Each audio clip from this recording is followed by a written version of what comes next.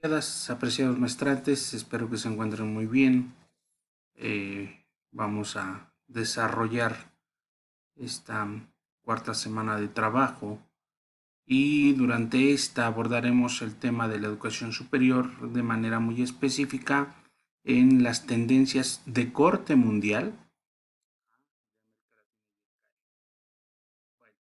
En esta situación, en primera instancia, abordaremos un poquito eh, la educación superior en el ámbito de la globalización, para que podamos entender cuál es la corriente práctica que se está vislumbrando en este nivel.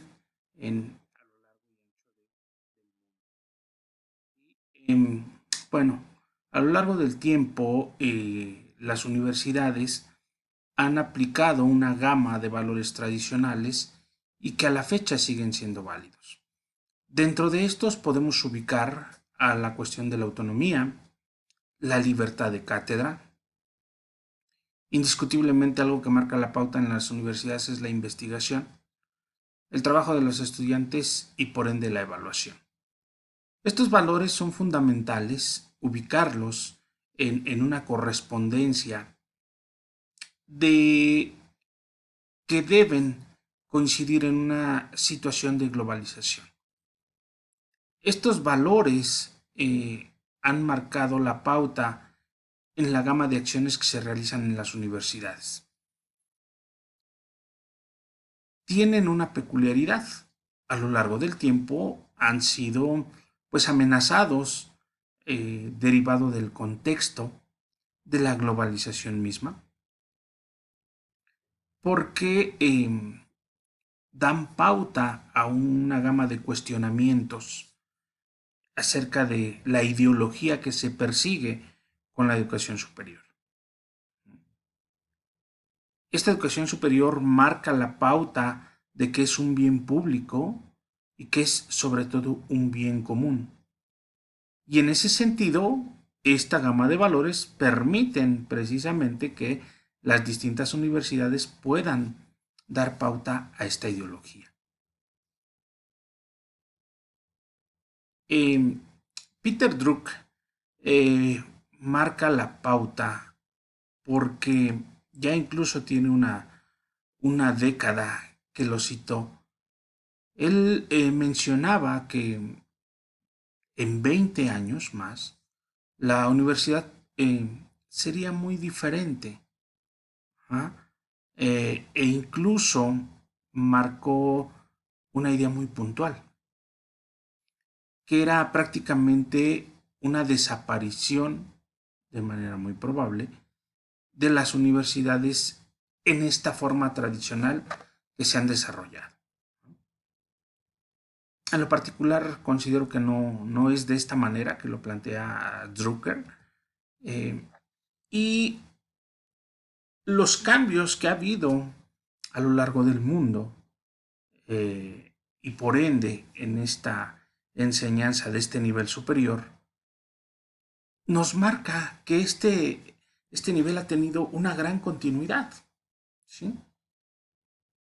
Que las universidades a lo largo del tiempo y a lo largo y ancho del mundo han manejado una línea de enseñanza y que esta no se ha perdido. Por la parte contraria de Peter Drucker, Altbach marca que la universidad, eh, incluso dentro de unas 3 décadas más, es decir, en la década de los 50, del 2050, se parecerá en gran medida a lo que se lleva en la actualidad. Me queda clarísimo que con los adelantos, con las nuevas corrientes que se marquen en la actualidad o en esos periodos. Cambios muy significativos, pero la línea no se va a perder. Y yo concuerdo con esa idea, la línea no será cambiante de manera drástica. ¿Por qué? Porque lo hemos visto que esta línea de trabajo en las universidades ha sido prácticamente desde sus inicios. Reitero, soy muy puntual en ese sentido, que habrá que actualizarse en muchos aspectos, en la forma en que se esté trabajando, que corresponda a ese periodo actual, pero la línea será la misma. No habrá cambios drásticos. Las universidades a lo largo del tiempo han lidiado con una gama de problemáticas, y no solamente en nuestro corte local o nacional, sino que a nivel nacional estos problemas han sido comunes, ¿no? Me queda claro que son marcados de manera fundamental en países en vías de desarrollo. Algunos problemas fundamentales que han tenido las universidades a lo largo del tiempo es la reducción de la inversión pública, es decir, un recorte de presupuesto. La situación económica pega de manera fundamental constantemente, y pues para los gobiernos en turno, ¿qué es lo más sencillo? Pues cortar en el aspecto educativo. Las universidades entonces han tratado de gestionar, de generar esa faltante de recursos con circunstancias privadas, con una inversión privada. Esto se da como consecuencia, pues, de que las políticas gubernamentales no son las adecuadas.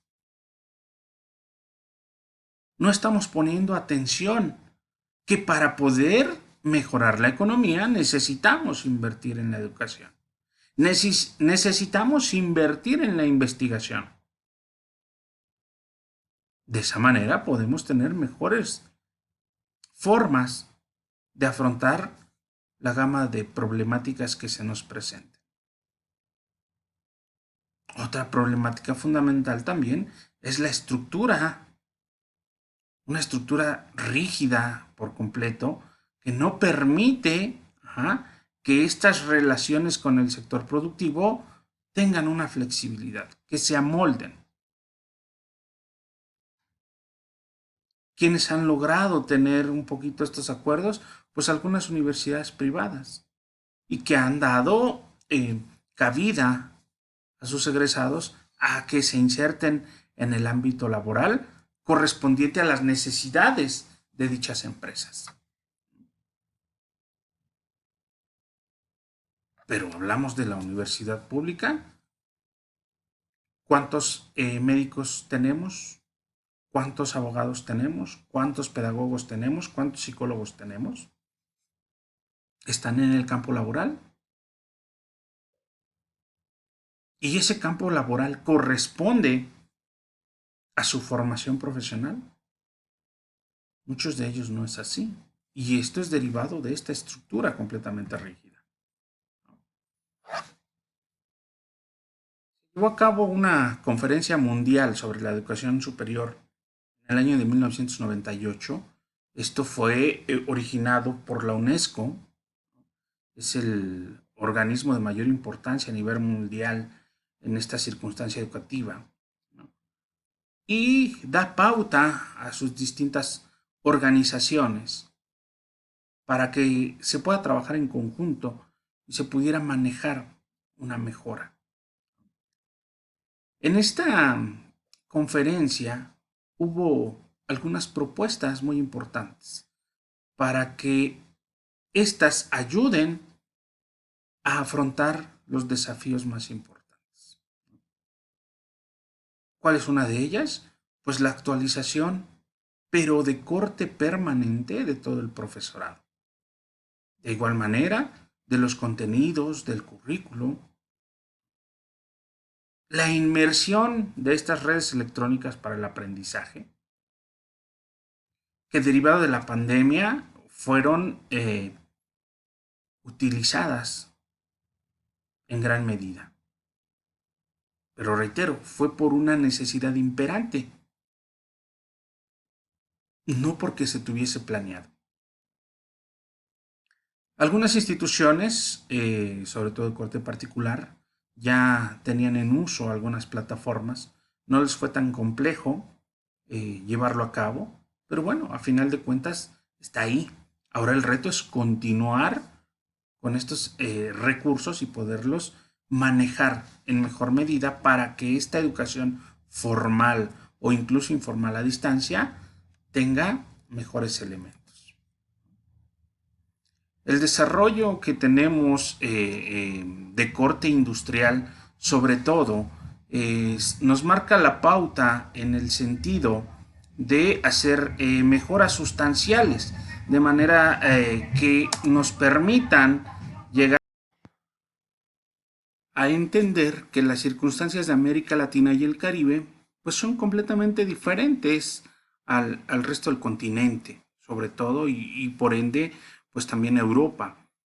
Somos países subdesarrollados, tenemos tecnología obsoleta, y bueno, a final de cuentas es una de las razones para explicar de alguna forma el atraso que tenemos en comparación de Estados Unidos y de Europa en una circunstancia de integración como sociedad del conocimiento, ¿no?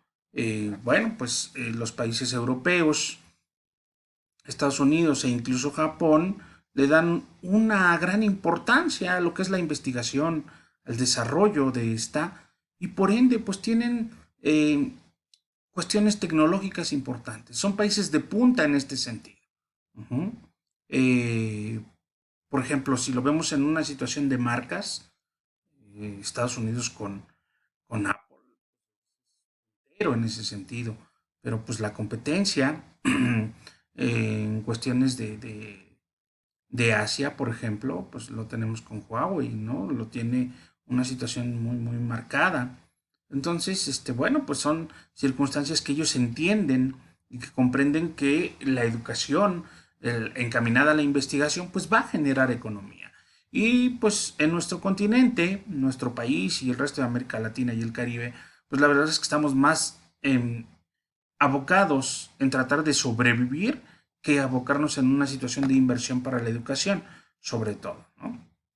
Bueno, eh, los chicos universitarios deben ser líderes para poder generar un cambio, para poder innovar al interior de sus instituciones. ¿Por qué?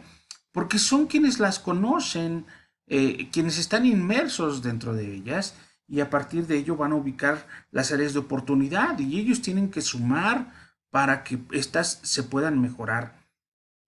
En este sentido, requerimos que las experiencias que se tengan vayan marcando la pauta para una transformación de las universidades, que los proyectos institucionales los vayan solidificando, que tengamos una normatividad más flexible para que esto permita también o logremos que también haya una voluntad política para poder generar un cambio, ¿sí?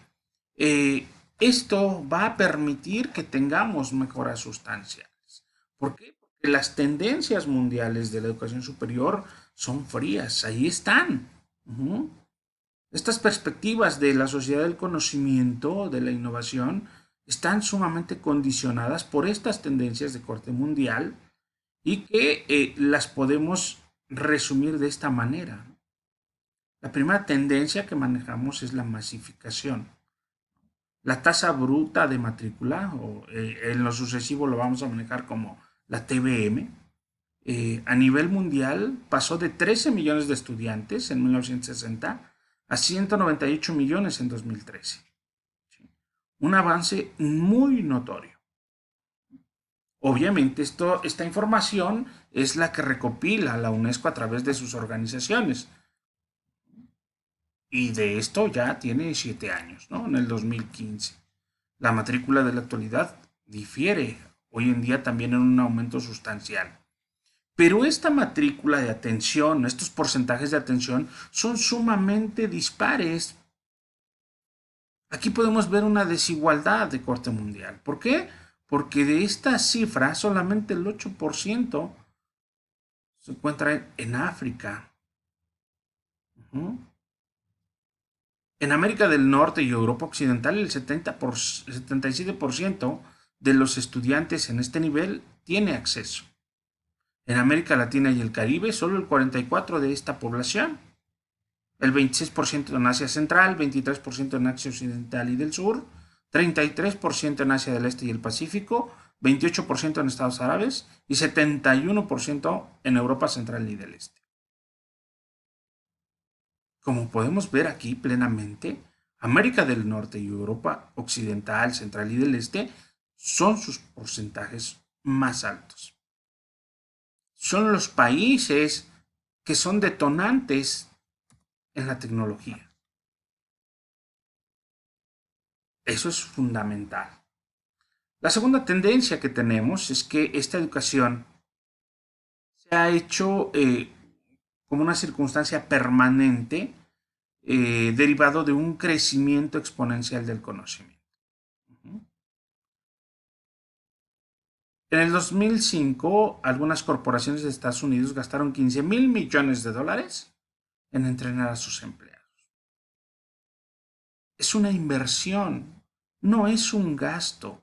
Y estos países lo entienden así, por eso son países de primer mundo. Nunca nos vamos a poder comparar en las circunstancias actuales. Necesitamos cambiar nuestra política. ¿Sí? Una tercera tendencia es la aparición de las TIC. Esto implica que el equipamiento de las universidades pues, sea más costoso, indiscutiblemente. ¿Mm? ¿Qué pasa con las universidades que no tienen este equipamiento? Pues son poco a poco segregadas de esta sociedad del conocimiento. ¿Por qué? Porque no están a la par. No podemos generar intercambios, no podemos manejar opciones de convenios con otras universidades porque difícilmente lo vamos a poder presenciar. Este recurso de las TIC ha venido a potencializar muchísimo intercambio de información, pero aquellas universidades que no lo tienen están fuera. Una más es el incremento en cuanto a la movilidad académica de corte internacional. Estos famosos intercambios. ¿Mm?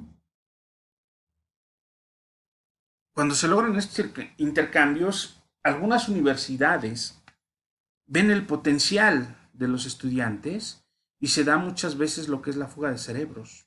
Es decir, los captan, les dan mayores elementos que les interesa a los muchachos universitarios y los captan. ¿No? Circunstancia muy importante. Entonces algunos chicos empiezan a tener una formación, se comprometen con su preparación y logran entrar a estos intercambios porque lo ven como una catapulta para mejorar, indiscutiblemente. ¿No?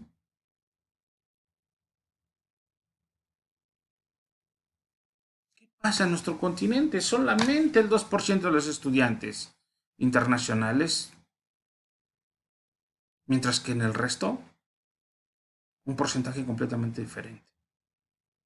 Seguimos en un atraso importante. Otra tendencia es la privatización de la educación superior. ¿Sí? Esta ha sido muy acelerada. Uh-huh. América del Norte, América Latina, el Caribe, Asia, países de Europa, Rusia, ¿sí? Todas han predominado una educación superior pública, regularmente o indiscutiblemente financiada por el Estado.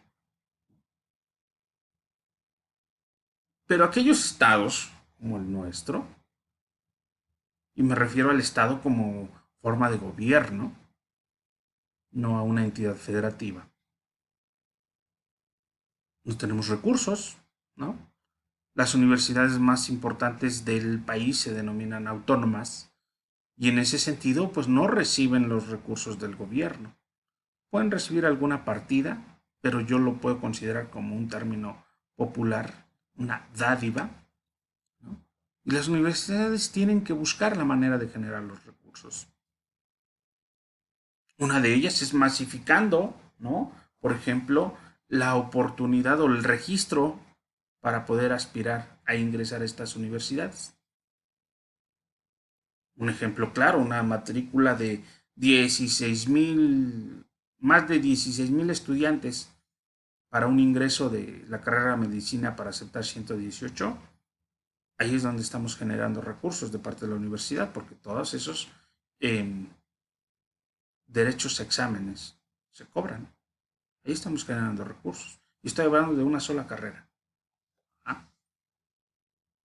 ¿Eso qué genera? Problemáticas, porque entonces esos 16,000 también infracción de estudiantes que quedan fuera, ¿qué van a hacer?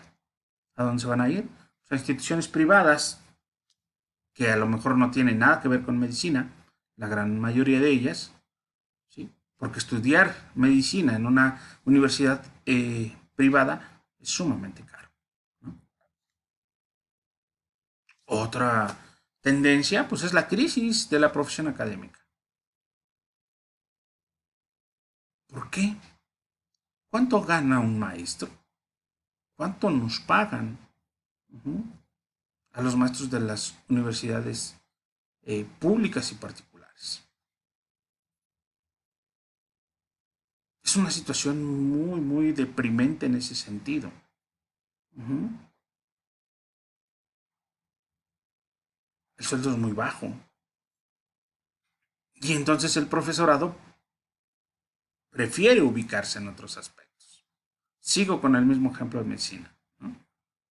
¿Quiénes serán los maestros de las facultades de medicina? Pues tienen que ser doctores, tienen que ser especialistas. Que los doctores y especialistas prefieren tener su consultorio, prefieren hacer su operación que ir a dar clases por el sueldo que se les da. Con lo que cobren en una consulta, pues es lo que van a cobrar en cuántas horas de clase. Es una crisis también importante. Y aquellos o una gran parte de profesorado que está en las universidades privadas, pues a lo mejor no cumplimos con la expectativa. Es una situación también cruda, fría, ¿no? ¿Qué más tenemos como tendencia? Pues la inequidad para el acceso, ¿no? Ya pueda ser por motivos de género, por motivos étnicos, por motivos religiosos, de clases sociales. A muchos los sigue privando, aún teniendo los méritos suficientes para cursar esos estudios universitarios. Tenemos a muchas escuelas clasistas. Y no solamente desde el ámbito superior, incluso desde los ámbitos básicos. Algunos colegios denominados importantes se reservan el derecho de admisión para la gente de tez morena. Estamos discriminando. Uh-huh. Algunas otras universidades, si no eres de la religión católica, porque de una o de otra manera, dentro de la formación va a haber inclinación hacia ello, no coincides, estás fuera. ¿Sí? Y bueno, pues indiscutiblemente una parte fundamental es la clase. Una tendencia más es el que se tenga impulso hacia lo que es el perfeccionamiento de aquellos procedimientos de gestión, de evaluación, de rendición de cuentas y sobre todo procesos de acreditación. Uh-huh. Pero esto en algunos momentos se ha convertido en una burocracia más que en una forma de hacer positiva la educación. Uh-huh. Y esto se ha marcado la pauta para que se generen procesos de privatización más rápidos y que por ende haya una reducción de fondos para las instituciones de parte del Estado. Debemos de reorientar estas circunstancias. Uh-huh. ¿Qué más tenemos como tendencia mundial? Bueno, pues es que hay una carencia de actualización y sobre todo de flexibilidad en lo que es el currículo en la gran mayoría de las instituciones de educación superior. Uh-huh. En los cursos de posgrado. Oye, hay mucha flexibilidad. Muchas universidades ofrecen ya estudios de posgrado. Pero ¿qué nivel de estudios de posgrado estamos ofreciendo? Es una triste realidad. Cuando hablamos de estudios de posgrado, tiene que ir encaminado a una circunstancia de investigación, de formar investigadores. Y esto hablamos desde una maestría. Pero resulta que encontramos a universidades que nos otorgan el título por promedio. Universidades que no toman en cuenta el segundo idioma. Y no hablemos de posgrado, que allí está una misma circunstancia. Hoy en día incluso posgrados a distancia. No podemos mejorar una calidad con estas circunstancias. Tendremos que ser más autocríticos desde las autoridades para ver qué calidad estamos manejando en los estudios de educación superior. Las instituciones de educación superior privada son de más alto nivel en algunos países, ¿no? En Estados Unidos, por ejemplo, Harvard, ITAM, ¿sí?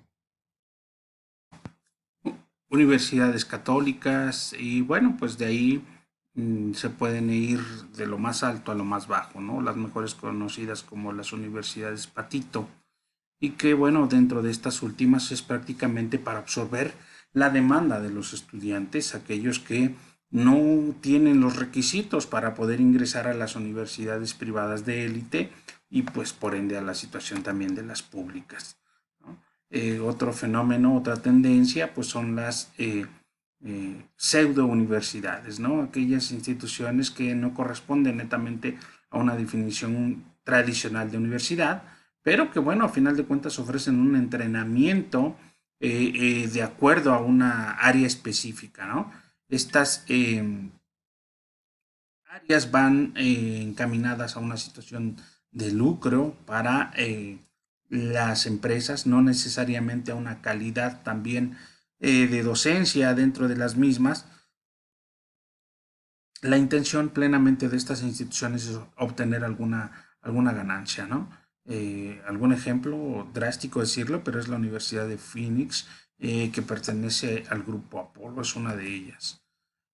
Otra tendencia es que tenemos pues consecuencias negativas también dentro de una globalización económica y en ese sentido, bueno, pues tenemos estudiantes corte extranjero que van a preferir esta gama de vinculación, aunque sea de corte negativo. Bueno, una tendencia más es que las instituciones de educación superior de los países en desarrollo, bueno, solicitan ser acreditadas por agencias, ajá, de países extranjeros, en especial de Estados Unidos, pero bueno, estas agencias prácticamente van a desconocer los valores, las necesidades plenamente de estas universidades porque pues no están inmersas dentro del contexto. Otra tendencia que encontramos hoy en día son los famosos rankings, ¿no? Estas universidades están abocadas a estar dentro de este ranking, de esta valoración, y que se dio incluso a mediados de los 80s, en este sentido, que marcan, por ejemplo, un listado de las 10 mejores universidades del mundo, ¿no? Dentro de estas podemos encontrar a la Universidad de Cambridge, la Universidad de Oxford, de Sorbonne y de Tokio, ¿no? ¿Por qué están compuestos estos rankings? ¿Qué miden estos rankings, ¿no? Sus parámetros, bueno, están ubicados por cuántos premios Nobel de los egresados son los que cuentan las universidades. El profesorado de las universidades cuenta con doctorado, con maestría, ¿no? ¿Cuál es el equipamiento de estos campus? ¿Cuál es el financiamiento que tienen las universidades de clase mundial, ¿no? Y que bueno, pues que además también tienen un privilegio por las ciencias duras, ¿sí? Lo fundamental, lo comprobable. Entonces son algunos de los elementos tomados en cuenta para la tendencia es aplicar la normatividad, los valores de las principales potencias académicas y, bueno, no medir de manera exacta esta calidad a nivel mundial, ¿no? Esto no da cuentas también a ubicarnos dentro de un ranking de corte mundial, sino en una circunstancia competitiva, que estemos abocados al mercado académico del siglo corriente y en ese sentido, bueno, pues también eh, eh, pues estar dentro de un ranking es inevitable, pero sí, a final de cuentas, manejarlo con las reservas en ese sentido. Lo importante es llegar a un desafío, llegar a que tengamos criterios en mejor medida y que sean estos relevantes en este sentido. Eh, Continuamos con esta parte de las universidades de corte mundial y ahí podemos abrir un debate también en ello, ¿no? ¿Cuáles son las mejores? cuáles son las que tienen una excelencia y que es reconocida a nivel mundial. Si nosotros preguntásemos al estudiantado local cuáles las universidades que ubicas como más importantes en el mundo, indiscutiblemente la Universidad de Harvard la podemos ubicar en primer lugar, ¿no? La Universidad de Oxford, la de Cambridge, la de Tokio, y que bueno, pues están ahí de manera muy importante. Sin embargo, algunos países en vías de desarrollo como el nuestro, pues no hemos podido lograr que trabajemos como estas universidades. No hemos logrado un desarrollo sostenible como estas y en este sentido, pues no tenemos buenas escuelas, ¿no? Eh, eh, que nos permitan que el capital, tanto humano como social, pues llegue a tener mejores condiciones, que podamos desarrollar una equidad en estas universidades de corte nacional. En nuestro país, pues la universidad con mejor ranking pues es la UNAM, ¿no? Indiscutiblemente a nivel nacional. Si hablamos de nivel estatal, pues indiscutiblemente la OMX es la que tiene mejor ranking en ese sentido. Bueno, pasamos a los procesos de evaluación de acreditación que nos van a permitir tener mayor conocimiento sobre estas instituciones de educación superior de acuerdo a la masificación, de acuerdo a la comercialización, a la condición que nos marcan la pauta, a la utilización de las TIC, ¿no? A diversos parámetros que nos van a permitir que haya una mejora. Y en ese sentido también vamos a poder ubicar algo que ahí incluso en el corte educativo aparece, ¿no? Una circunstancia de corrupción que se le determina como académica, ¿no? Es decir, que podamos obtener calificaciones, títulos de corte universitario, eh, eh,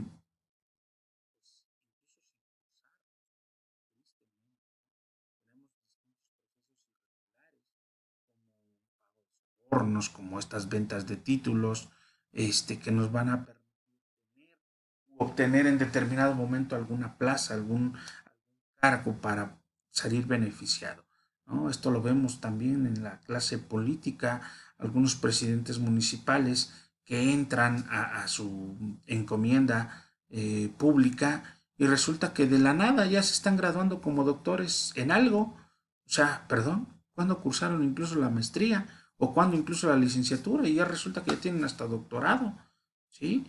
Empezaron, se supone, a cursarlo después de ingresar al cargo público y en el caso de presidentes municipales que duran 3 años, ¿no? en, antes de los 200 días de gobierno ya terminaron, ya tienen el grado. Tristemente es así, ¿no? No lo podemos negar, no podemos cerrar los ojos. Pero a final de cuentas, ¿qué estamos proyectando entonces? ¿No? Eh, hay diversos movimientos estudiantiles también que demandan una circunstancia importante, ¿no? Que el Estado pueda financiar una educación superior. Esto se dio sobre todo en Chile, en Colombia, ¿no? En los cuales, bueno, además de los estudiantes, pues han participado docentes o los participantes de los distintos sindicatos que también laboran en estas distintas universidades. Son circunstancias también importantes que están ahí y que a final de cuentas nos representan también una problemática. Estas instituciones de educación superior entonces están influidas, están condicionadas por las políticas de cada entidad, de cada estado. Reitero, no me refiero a la situación de entidad federativa al interior de nuestro país. Hablo al estado como forma de gobierno, como país. De igual manera, pues por esta tendencia de corte global. Estamos en un mundo capitalista y en ese sentido tenemos que corresponder a lo que pasa allá afuera, afuera de nuestras fronteras. ¿Por qué? Porque quedaríamos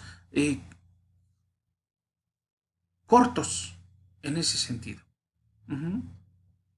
Y muchas veces tenemos hasta cierto punto una frustración porque no podemos ir más allá, no podemos mejorar las cosas. ¿Cuántos chicos quedan fuera? ¿Cuántos chicos están cursando una universidad que no nos ofrece mucho? Uh-huh. ¿Cómo vamos a lograr una transformación entonces en la universidad? ¿Lo vamos a poder lograr sin que haya una transformación en la sociedad? Es una situación conjunta, es una circunstancia holística. ¿Sí? La educación va de la mano de la economía de la política de la sociedad, del gobierno, todo es una circunstancia. Todo converge entre sí. ¿Mm? Y bueno, si esto es algo que sucede en el mundo, ¿qué sucede entonces en América Latina? ¿Condiciones peores todavía? Pues sí, efectivamente. En América Latina y el Caribe, bueno, pues tenemos un mayor impacto en una circunstancia de privatización. El Estado poco a poco invierte menos en la educación superior y pues por ende la opción que tenemos pues son distintas y de corte privado. Por ejemplo, la tasa de matrícula en América Latina pues pasó de un 17% a inicio de los 90 a un 44% en el 2013. De igual información proporcionada por la UNESCO, ¿no? Pero de ahí, por ejemplo, Cuba, Argentina, Brasil, Venezuela, etcétera, pues han tenido una expansión de esta tasa de matrícula, pero también con una disminución de una desigualdad social. Algunos de esos países tienen un índice de pobreza sumamente alto. Por eso también esa desproporción, esa desigualdad social. Ahí tenemos, por ejemplo, el 23% de mujeres, el 26% de los hombres, ¿sí? Esto corresponde al quintil más pobre que va a tener éxito en poder completar la enseñanza secundaria en América Latina. En comparación del quintil más rico de esta población, pues ahí el porcentaje es del 81 y el 86% respectivamente. Somos pobres, no podemos tener educación regularmente. Si el dinero no nos brinda la felicidad, pero es tal vez el 99.9% de ello. Uh-huh.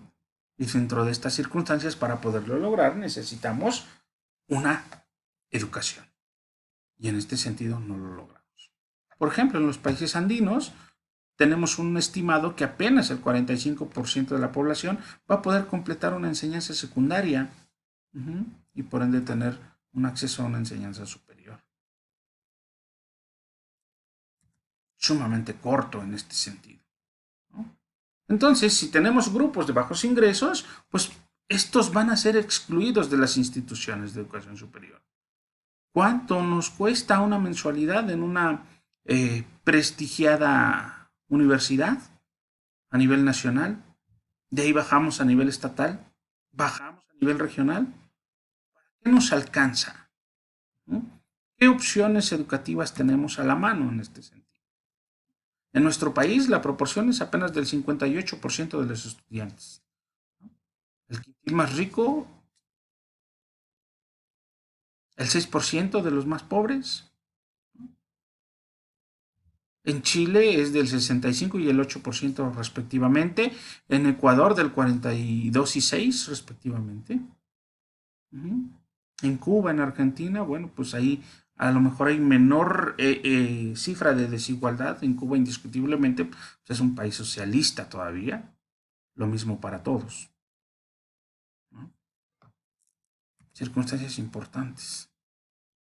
Y bueno, entonces podemos concluir que los países que registran las mejores tasas brutas de matrícula en esta enseñanza de educación superior son aquellos con los mejores de desarrollo humano, aquellos que tienen mejor inversión pública y que esta indiscutiblemente es encaminada, por ende tienen menores niveles de pobreza y altos niveles de participación en una educación básica de calidad, y no estén como nuestro país, que por las circunstancias, aunque no se presenten, no pueden reprobar, tienen que tener 6. Con eso no mejoramos en nada en nuestro país. Sí. Es parte de la información. ustedes la pueden completar para desarrollar el trabajo de esta semana, y que bueno, pues es relativamente sencillo, ¿sí? Para que ustedes lo puedan llevar a cabo a lo largo de esta semana, cual consiste en la elaboración de una infografía con la temática de las tendencias mundiales de la educación superior. Les sugiero a que esta infografía la puedan elaborar a partir de las plantillas que ustedes pueden encontrar en recursos como Canva, Prezi, Geniali, etcétera. Alguna otra plataforma, ustedes ya las pueden encontrar, accesan a ellas, tienen una cuenta gratuita, pueden hacerlo y llevarlas a cabo. Son recursos que les permiten realizar trabajos ya establecidos con un poquito de menor trabajo que si lo hicieran en un procesador de textos normal o incluso el PowerPoint, y bueno, de esta manera les pueda facilitar el trabajo. Pues con el gusto de saludarles, quedo a su disposición, agreguen los referentes bibliográficos también, y bueno, pues estamos a la disposición para cualquier duda por los medios ya acordados. Que tengan una excelente jornada de trabajo.